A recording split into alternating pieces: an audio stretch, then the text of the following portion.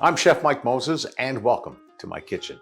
Today we're going to do a Nova Scotia tradition, Hodge Podge. I'll tell you all about it coming up.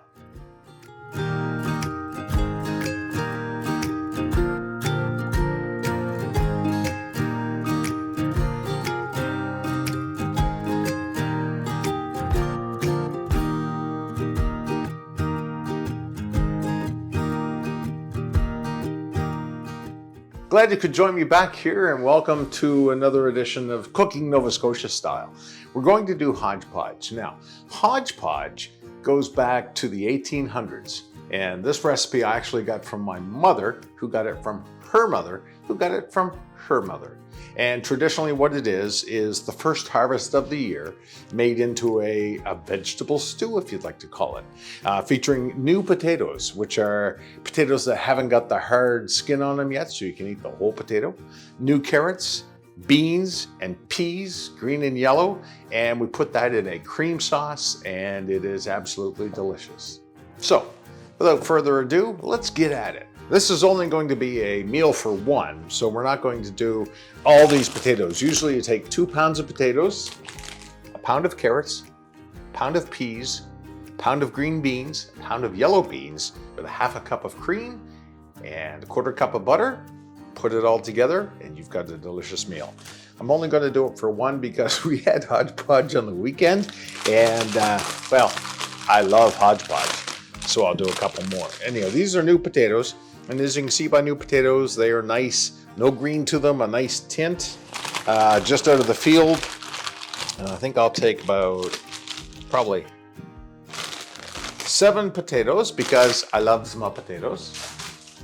And you're probably wondering why they're in plastic bags. That's just the easiest way to carry them around. So I look at my potato and I take out the bad spots and the end and cut it in half.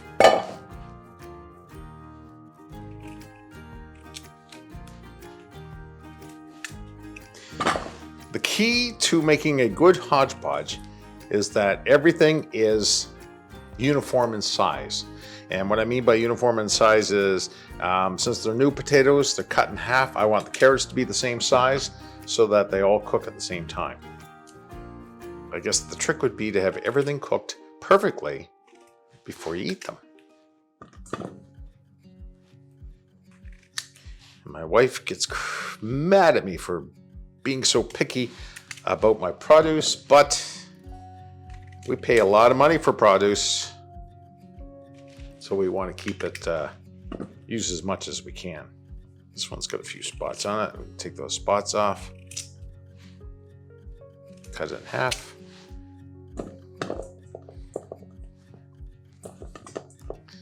And here is why you cut the potatoes. You have to be sure that something hasn't decided to make a snack out of your potatoes. All right, so these potatoes go into a pot of boiling water, and we've just lightly salted it. I do something different with my Hodge Podge. I cook it in water, then I add some chicken stock. Gives it that little extra flavor. And the other root vegetable that takes time to cook is, of course, the carrots. I just want to tail and top them. So take off the end, take off the tip, cut them in half about the same size as the potatoes.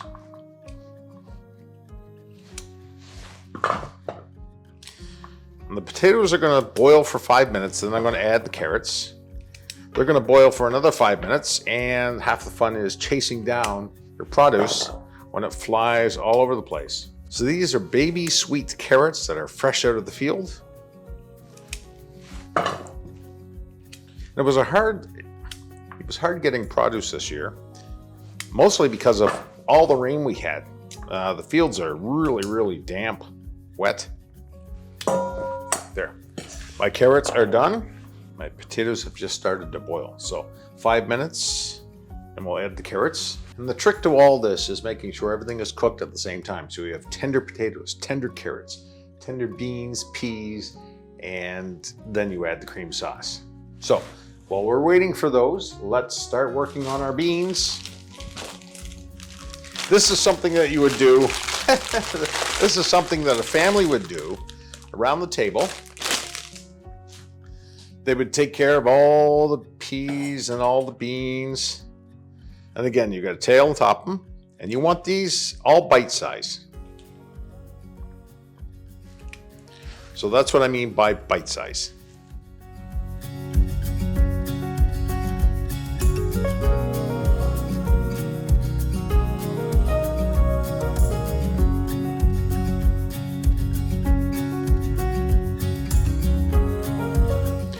I like doing it this way so I can see every piece of produce that goes into the dish, just to make sure there's no surprises, like that potato with the bugs in it. I don't think that would be very appetizing if you ate that one. So for the peas, you don't want snap peas, which are hard to eat. You want the regular peas. Just give them a little snap. As you can see, the pods are there. Just with your thumb, pop them out. Now, these have been in the fridge, so the pods are a little soft. But the peas are fresh. I believe they come out of the field. There's a nice one right full of peas.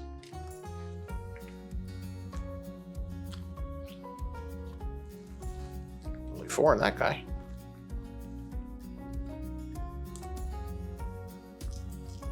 And if you can't find peas, that's okay. You can use frozen peas as well. Peas give it another little layer of sweetness. Same with the carrots.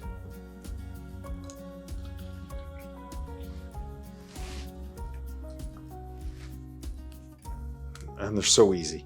Just spread them open, slide them out. And if you can't pop it, just tear off the top. They open up.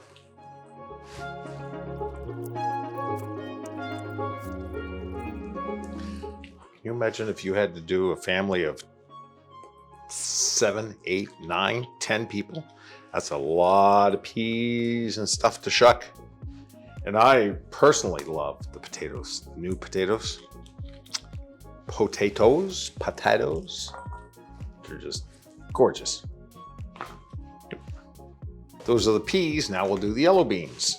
So if you're like me and you love veggies, this is the meal for you.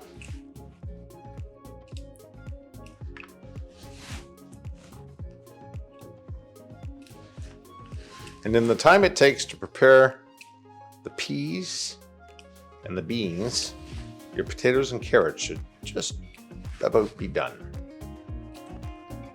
The new vegetables do not take long to cook at all. In fact, we've been boiling away for just about 10 minutes. These are sometimes called wax beans. The green beans are green beans. I don't know why these ones are called wax.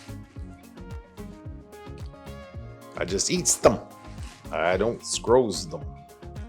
So if you do know why they're called wax beans, leave me a comment. That would be greatly appreciated.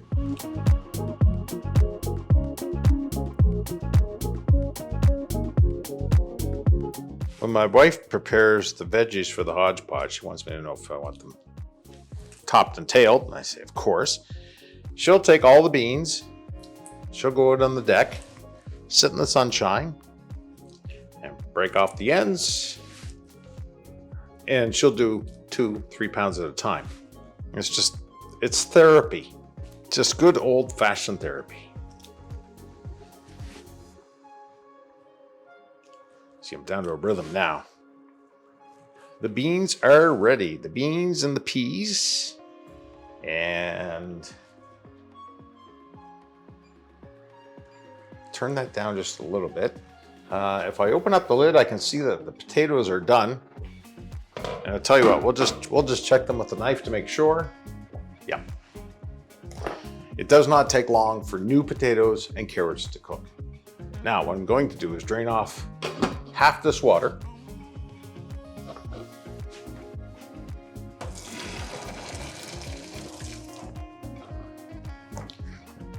Return to the heat. And I'm going to add 4 cups of chicken stock. I'll let that come up to a boil. Then we'll add our beans if I don't eat them all. And then we'll get our cream and our butter. All right, so the potatoes and the carrots are done. The chicken stock has been added.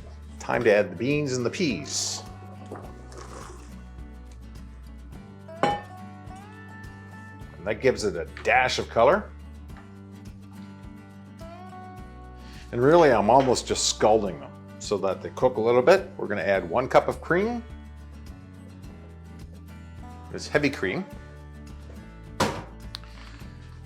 And I'm gonna add about 1.5 tablespoons of butter. Normally I add a lot more butter in that, but I gotta watch the waste. All right, give it a stir. You're gonna see that the color start to pop. As soon as the butter melts, we shall hit it with some salt and pepper. One question I've been asked is, where does Hodge Podge come from? Well, it's an Acadian dish actually, in the valley of Nova Scotia, so the Annapolis Valley, down the end towards the south of the province. The Acadians would make a hodgepodge, and I can't pronounce it in French, so I'm not even going to try, but that's what they would do. They would take the first harvests of the year and make a stew out of it. I have seen all kinds of variations for hodgepodge. I have seen people add meat to it. I have seen them add bacon to it. Personally, I'm a purist, and I love just the vegetables in the cream and butter sauce. And I've also seen them make a roux. All right, so the beans are crunchy, colorful. The peas, they snap a little bit of sweetness, a little bit of butter. Carrots and the carrots and the potatoes are cooked to perfection. Let's give it a little dash of salt and about 1 teaspoon of pepper. That in there, get it all stirred around.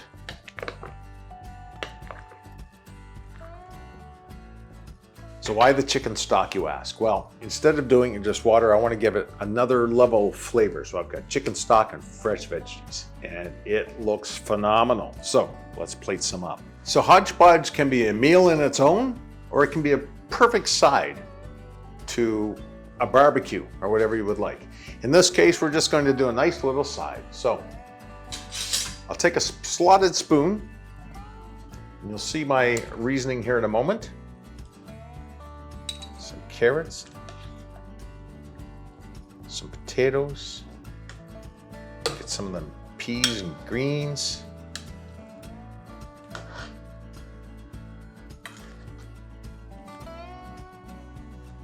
One more potato, one more. Come on, potato. There we go. And now that we have what we want, we'll add some of this liquid, which, by the way, if you have rolls, is so good. And there you have a traditional Nova Scotia Hodge Podge. A little more butter if you like to add a little more butter, or you can eat it just the way it is. Everything is done to perfection. Oh, that's so good. Fresh produce, nothing like it. Really good for you. If you like this video, please don't forget to give me a thumbs up. And if you'd like to leave a comment, I answer all my comments. I like to hear what people have to say. And don't forget, you can subscribe and things like that. I'm here to help you cook better, eat healthier, and shop smarter. Until the next video, my friend, have a great day. For more information on this recipe, head over to my website, www.chefmikemoses.com. You'll find I have a blog there with recipes you can print off. I hope you enjoyed this video. I'm here to help you cook better, eat healthier, and shop smarter.